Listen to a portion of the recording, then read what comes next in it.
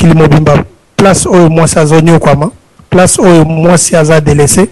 place oyo mwasi bamoni lokolaka eloko ya plaisir place oyo mwasi bazwi lokola juste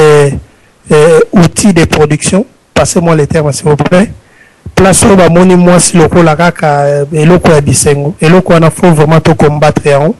tozongisa juste place na ye ndenge nzambe atiaki na ebandeli ke aza mosungi ya mobali. Moi je crois que lokola mobali naza na vision lokola mobali ye nde mokonzi mwasi wana akomikitisa epai ya mobali na ye oyo mobali alingi te mwasi aosala te mpo nzambe moto alobi ezala bongo epuis biso to encadre lokola aza fragile bible même ezo reconnaître ke mwasi aza fragile biso toza fort mibali tomekaka mpe kozala pembeni wana koencadre bango de façon à ce que tosoutenir bango na bafaiblesse oyo mingi bazala na yango et puis topesa bango aussi lokumu na bango ndenge ezali kozonga. Il est vrai que bajournal bo ezo rappeler bato ndenge ni bako vision nini regard ni bakoza na likolo na mwasi eza bien ezo kozongisa bato makanisi eza bien mais moi je crois que la plus grande des choses ezali il faut te faire valoir yango toko commémorer yango ko kanisa yango mikona mikolo mais tant tozo ko faire valoir yango tozo tchango na misala tozo protéger mwasi waza être faible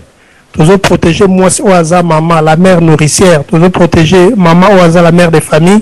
tozo protéger maman waza la mère de foyer. Donc moi je crois que programme de yango ne salam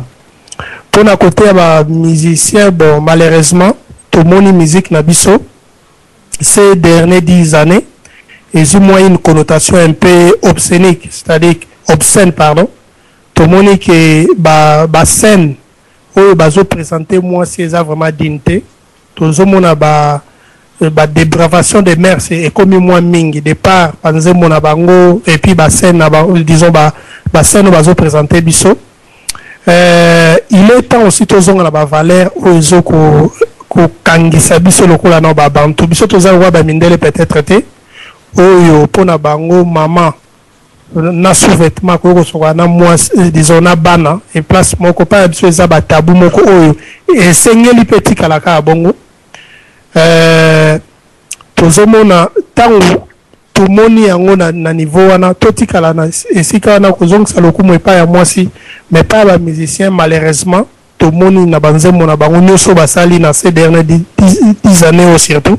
bien que balwambo baembela pe bon ngai soki na tel na ba musicien eza na musicien moko oyo ayemba bolingo te oyo ayemba akondana ba mama bande kino soki eza alwambo lombo atikala koyemba mwasi te ke na lingi yo o za kitoko bonzinga te bulwambo bande ko dénoncer malheureusement na ndenga mabe bamakamso anda ko lobeza bien na bande beaucoup trop stigmatiser ba mama ke yo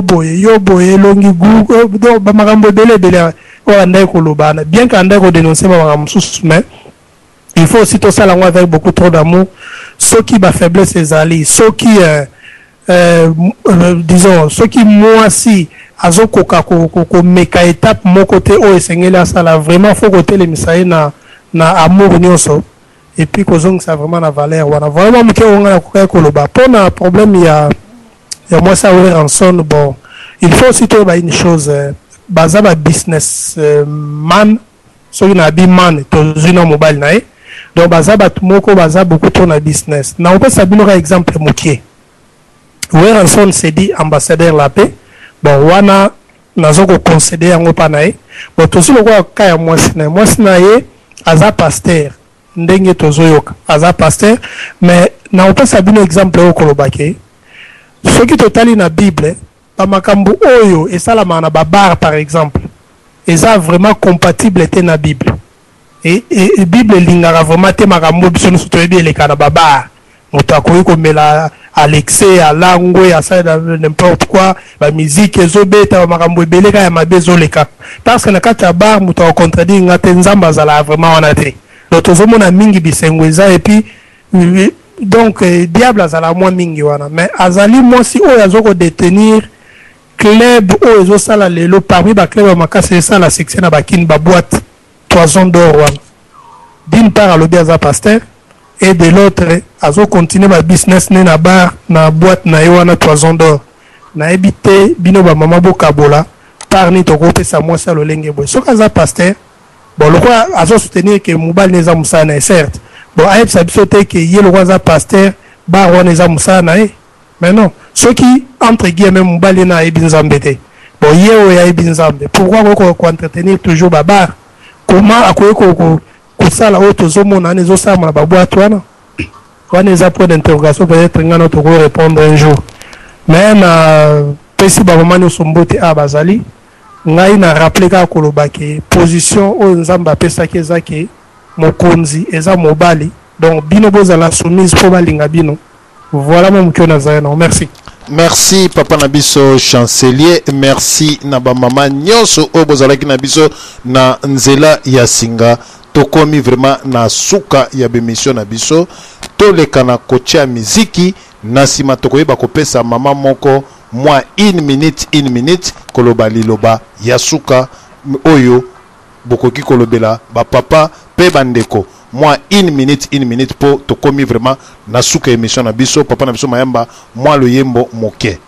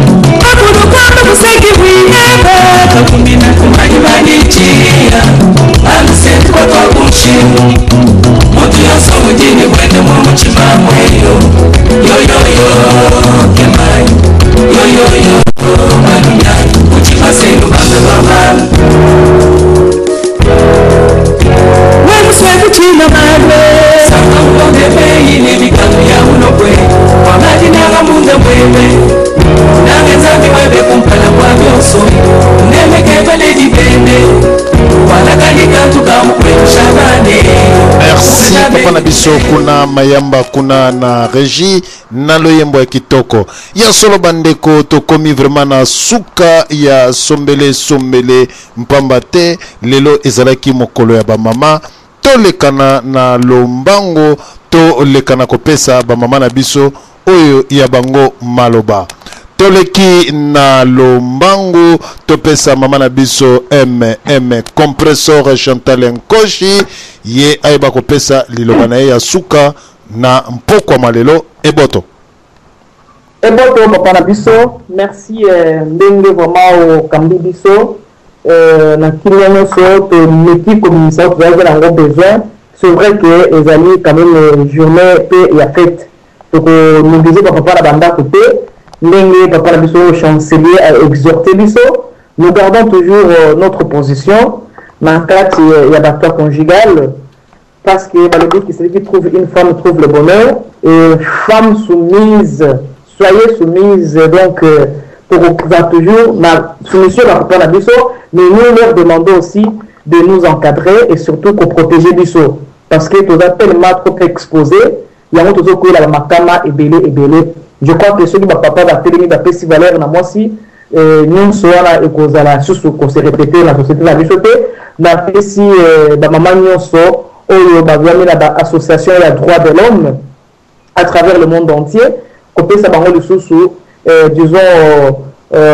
moi un plus pour soutenir la moralement et c'est pas bazouami et balembate toujours qu'on prenait droit à moi si que nous avons vraiment que nos intérêts il y a moi si et la quand même retrouver et puis partout où la tenda ko défendre moi si balembate pambate biso surtout ça c'est malabaro pour interpeller surtout na ba o bazouami na mboka ya poto awa na ba bisika bofandi na ba pays au bozwami ceux qui oyoki ke bandeko basi bazali kosangana mpona kopesa makanisi surtout ya mboka na biso vraiment to se décourager to décourager bandeko mosusu oyo basali ya kotelema te ceux qui okoki koloba te monino akoki kotelema soutenir ye pesa ye courage po te asala yango eza kaka mpona intérêt ya population na biso surtout ya mboka na biso ezali konyokwama merci mingi na bamama nyonso tozwami na ligne na kati ya radio du solo na ndenge tolobi to kangaka kabongo mutu moko te aya ko disons ko balola ba makanisi na biso to ko kosa biso lisusu to telemi bela et to boyi ba manipulation to boyi yango partout to kozala et c'est là tout simplement pour défendre la société na biso c'est même pas pour que to ignorer ba papa na biso to zali pour défendre la société congolaise et surtout na ba makambo oyo nyonso ezali kotala bonsomi bwa mboka nzambe apambola bino bipai nyonso bozwani et je crois que le 21 mars ya mois oyo lisusu soki nzambe asungi tokokutana lisusu na cadre kaka ya mission parce que ezali pe journée internationale ya ba lutte contre la discrimination à travers le monde entier wana tokopasole su ba mpoke ebele koleka mpona kolebela nyonso lelo tofandaki mingi na likambo oyo ya ba musicien surtout mwana na biso ndeko na biso wera son c'est vrai azali mwana mboka mais ntango asali mabe je crois il faut kodénoncer ye faut vraiment kodénoncer ye po ameka ko respecter basi atako lelo oyo nyonso baza kosala ceux qui soutiennent à moi c'est ezate eloko moko ko aboutir ezate mais moi je crois que il faut esalema na lolenge oyo esengeli donc c'est un métier mais abinisa bana ya batu na ndenge longo bani et surtout pour protéger de bango parce que ceux qui exposés bango ba violer bango les sous wana uzala malamu mingi tikete Nzambe a pambola biso a pambola bino na bandako na bino na bafoyer na bino na bamisa na bino bipai nyonso bozwami to kuta les sous donc à ne pas oublier le 21 mars donc dans une semaine et demie pratiquement to kokutana so parce que ezali pe journée monene ya ba discrimination toyebi yango biso nyonso. Merci mama na biso Chantal Nkoshi vraiment na intervention na otoloki na lombangu vraiment tozala mwa mokuse vraiment topesi mama na biso Igete mokonzi ya ba mama 1 minute na vraiment bolekisa te pamba te bolé déjà 4 minutes topesi yo maloba eboto. Tomoni mama na biso. Et bon to papa na biso moto yambo Diana Sulufutu de Vupertale. Merci beaucoup na émission ya poko a mwalelo. Vraiment nzamba bénir ba maman na ngana ba papa na ngata saide bango na kati ya émission a bénir pe mboka na biso Congo vraiment kini ezala kati na biso ba maman. Merci beaucoup. Merci toleki pa papa na biso Odom Pambu to pesi maloba. Na ebité papa na biso soka zali koyoka biso. OK, merci. Donc l'émission qui très bien de la bakaka celui déjà le tant le basu fini les apo le baki déjà le ngwati na mutu mais le basu kana ko baki sezali ka et bano to bakenda obinisa bino boza ba mama boza maele et le G30 batiki bolu munae mibale bele ba sepeli na ngote et na ebite so di vi na ile boza ningi ni atamta otambo na zo monika ke no azadam eboto desive nzamba apambolo papa eboto nzambe apambola yo toleki pa papa na biso chancelier to pesi maloba. Merci mingi papa DSV na pesi juste ba mano sombote ba o baza na France kuna na lobby que je vous aime toutes et puis ba o baza na bamboka à Londres kuna lobby I love you ladies et puis ba o baza na Hollanda et Afani Yoli Moro yangwande lobananga soka. Merci. Merci toleki na lombangu et puis mama na biso Mira Yesa. Merci papa Diana, émission ezalaki vraiment bien mais le balanga suka kaka na senga na papa oyo vraiment bazana ndako ya monaka ke mama aza vraiment motivé na makambo etali mboka ba étouffer ba mama te ba soutenir ba mama parce que ba papa mususu bazana basi na ndako za koyeba te mwasi ozana epembeni eloko nini nzambe atakati na ye peut-être à travers mwasi ozana na ndako nde ako sauver peuple congolais yango na zo senga la ba papa vraiment ba soutenir biso ba mama ba étouffer ba mama te mais ba tika vraiment biso ba mama to telema. Merci mingi émission zaki kitoko mingi au revoir. Eboto toleki et pa mama na biso mise oyeba ko sukisa émission na liloba na ya asuka. Eboto papa DSV na balandino surtout ba mama nyo surtout baza koyoka biso lelo. Mama zongela lisusu esika na yo ya éducation na bana na kati na ndako